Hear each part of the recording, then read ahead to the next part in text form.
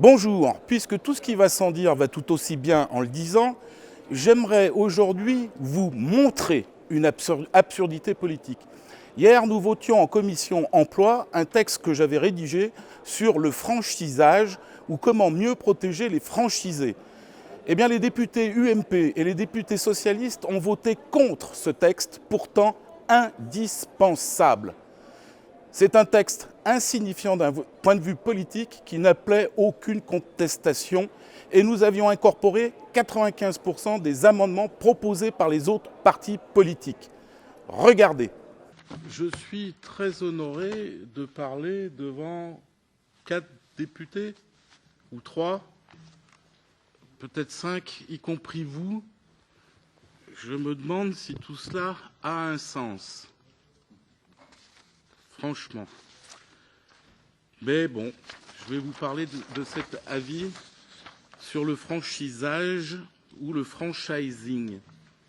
Je ne suis pas expert en la matière, mais j'ai une certaine expertise, puisque dans ma vie professionnelle, pendant 20 ans, j'ai été le chef d'une entreprise de commerce détail qui avait 6 points de vente et 30 salariés, donc vous voyez une toute petite boutique, et qui, sur ces 6 points de vente, en avait 3 en franchise, sous 2 enseignes, une enseigne Charles Jourdan, les chaussures Charles Jourdan à Romans, qui depuis ont fait faillite, et un autre franchiseur qui s'appelait Label, sous l'enseigne Super-L, également un fabricant de chaussures français qui a fait faillite.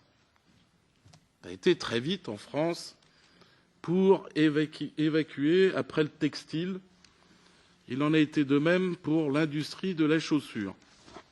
Donc je vais faire très vite puisque nous ne sommes que 4 ou 5.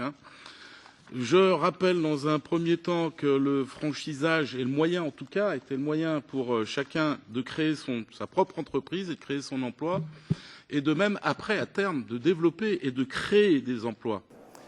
Je vous laisse apprécier mes propositions concrètes exposées en commission. Le franchiseur abuse. Je demande à la Commission et aux États membres des mesures visant à protéger le franchisé et par conséquent ses salariés en veillant à la viabilité de l'entreprise.